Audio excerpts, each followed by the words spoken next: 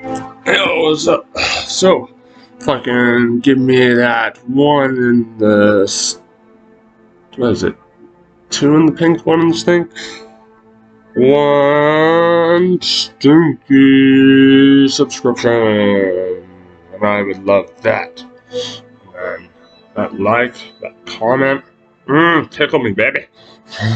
So anyways, I want to share my understanding of DMT realm, everything. And you know, when I died, the sleep apnea, and I experienced that black void of a place. Like I've heard, or actually I had a very similar experience on 5-MeO DMT to that. But do I believe DMT is like literal? No.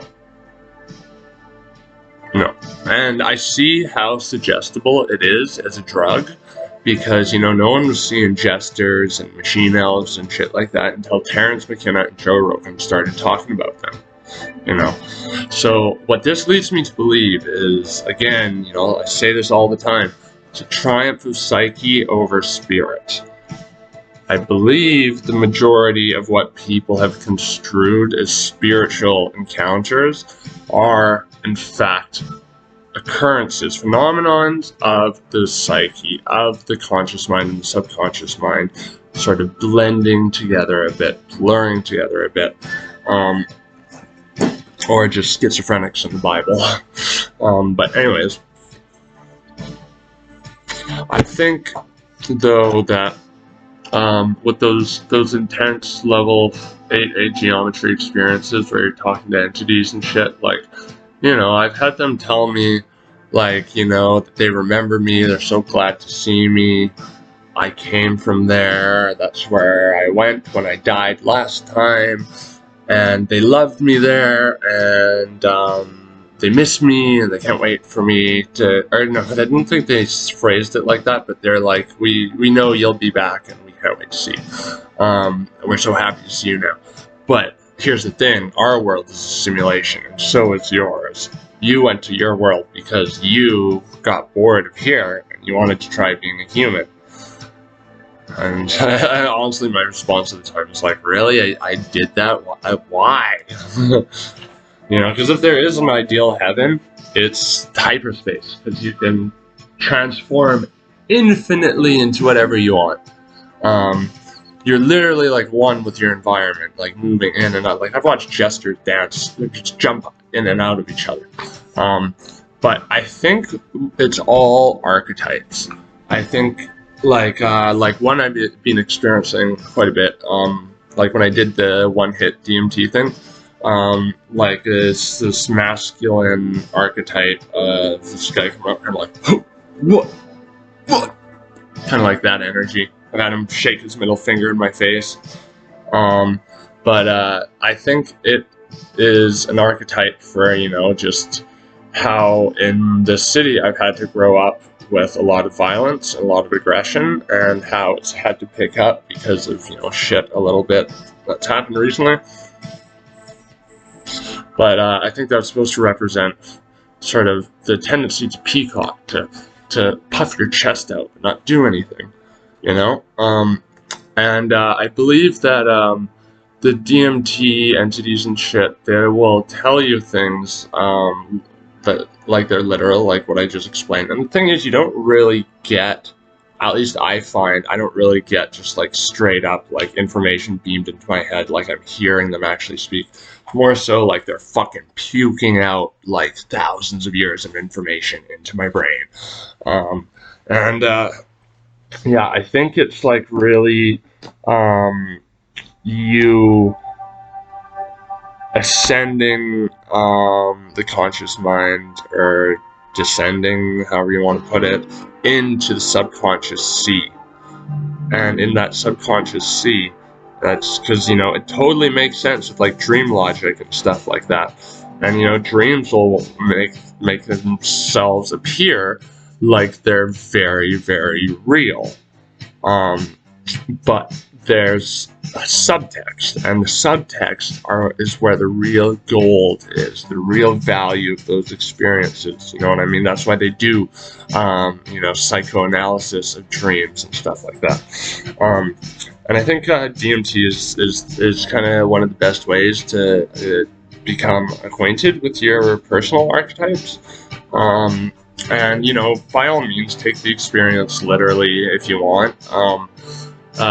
You know, there's a lot to do with simulation theory and stuff like that tends to come up. My perspective on simulation theory is that it is very likely, but at the same time, doesn't matter at the end of the day, because at the end of the day, we're here. So we gotta make it count regardless. I don't think the world being a hologram at all devalues from life. It should. It does for some people, but not me. And yeah, so I think that DMT wants to teach you how you can let go of like the biggest mortal fears, like fear of death. You can let go of all this pain and anguish you're holding on to. Like it's, you know, like, you know, the lion with the thorn in his side. Well, you know, if that lion did DMT, the entities would come dancing down and, you know, pull that thorn out. That's basically what they're doing with you. And they want to portray it all as like very like surface level, because I think they want you to put in the thought. They want you to put in the effort to try to understand, to peel back the layers and to understand. And again, I'm speaking about these things like they're sentient because they seem sentient. But again, like, I think this is just the magic of the human brain and the psyche. Like, I do believe a lot of the archetypes are, and I talked about this in my first Chonga video, they are very much in line with mythology. Particularly European sprites, fairies, gnomes, elves, very common things to see. And that's kind of been programmed into our psyche, our collective consciousness as a society. At least, you know, European people like myself, or people of European descent like myself. When people did ayahuasca in the Amazon, you know, 50 years ago, they would see jaguars and shit. You know, they weren't talking machine elves, Fabergé eggs, fucking self-dribbling basketballs, blah, blah, blah, blah.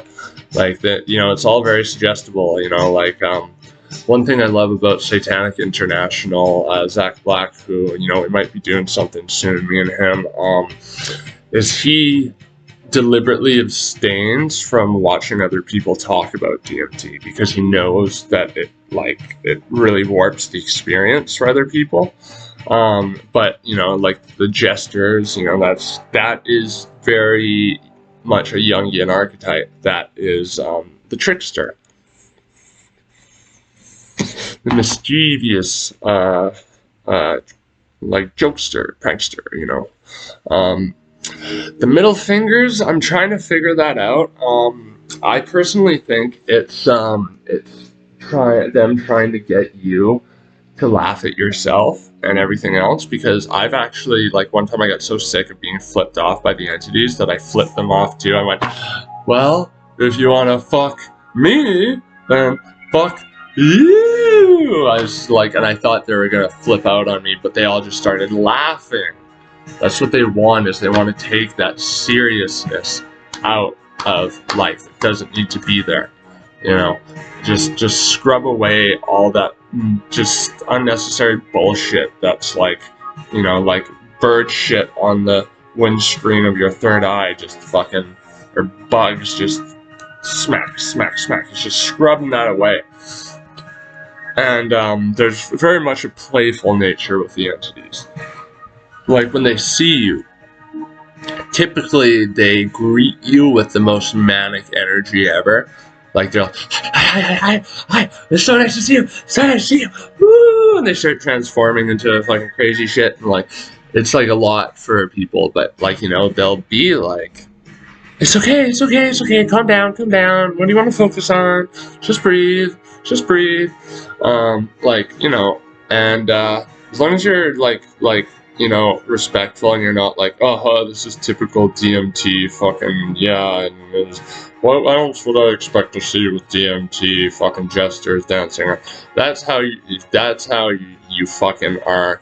Like, you know, you're spitting in the direction of a cougar. Like, you know, you're also spitting in the face of a gift that's being given to you. Or you're giving to yourself, however you want to view it. But I think the ego death is very important in terms of, for me, centering myself in line with everything in the world. It puts things into perspective a lot, because ego death essentially means that you perceive yourself as dying. You leave your body. Your ego thinks it's death. And that, because of that, you know, a lot of people freak out. But you can give your ego little jobs. You can go, just count my breaths. You know, remember what I did this for. You can do that. Send your ego a little task. And you can do that in life too. It helps if your ego is over-functioning, because the ego is a bit of a busybody. But yeah, I believe that like I've studied dream logic a lot, and I find it fascinating.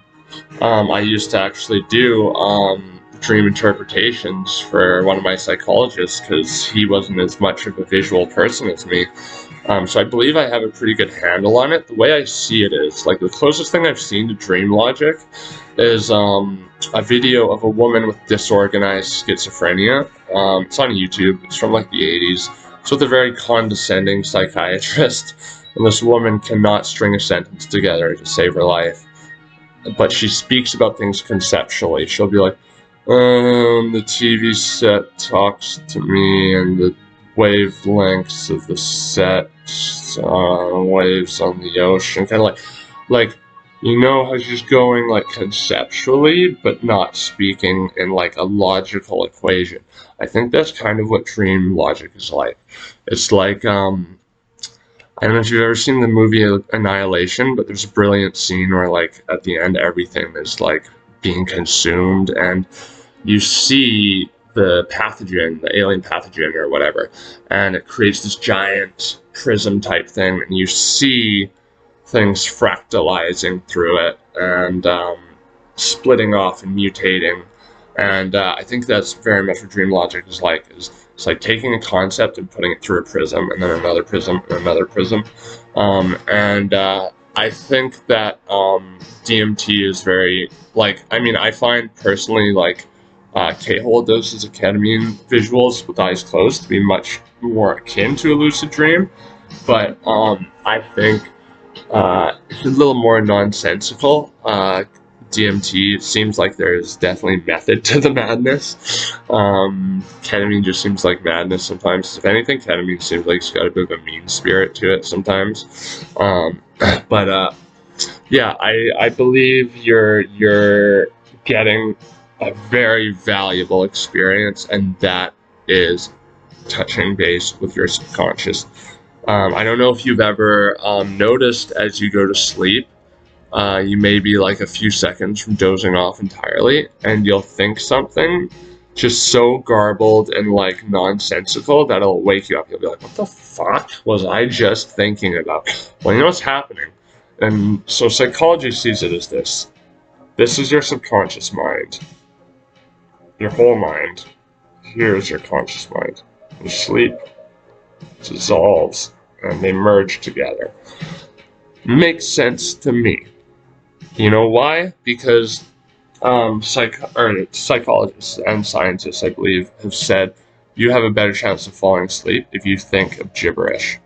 So you're gearing yourself into that dream-like state, or that dream logic state.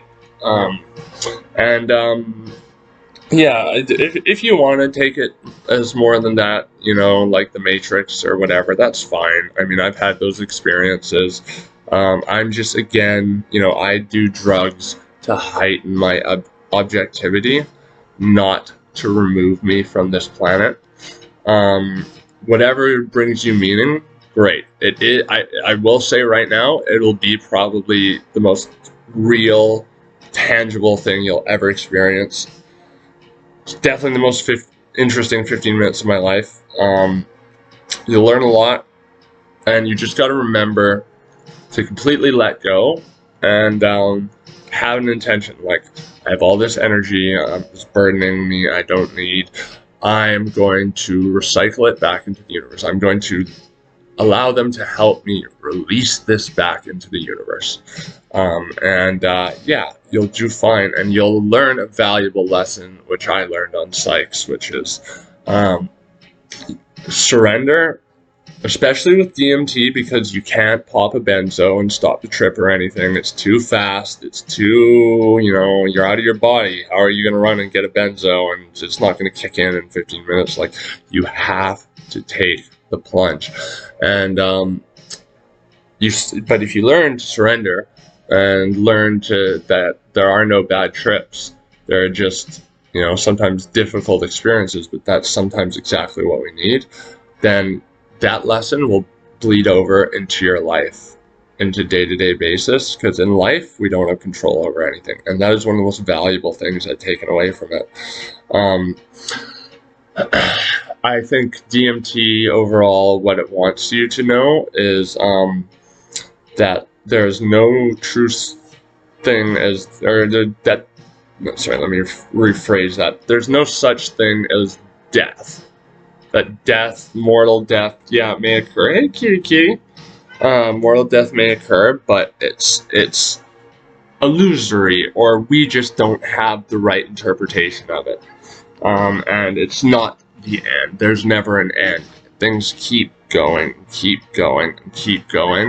and that everything is connected in some way. And like I said in my video on what a spiritual awakening looks like for an atheist, I believe religion got a lot of stuff close to right, but because they were dealing with schizophrenics and had no science whatsoever, they weren't quite on par. But, we all are infinite in that our atoms that comprise us have been here since the beginning of the universe, and they will be here till the end, and we all are connected because we're all made of hydrogen atoms from the same dead stars. There are governing forces like gravity in the universe, so I think, these are all unfortunate misinterpretations of, what I just said, the truth, the scientific truth, and that is really all I need to find wonder in the universe. A little pinch of psychedelic doesn't hurt. What was it? Was Huxley's quote?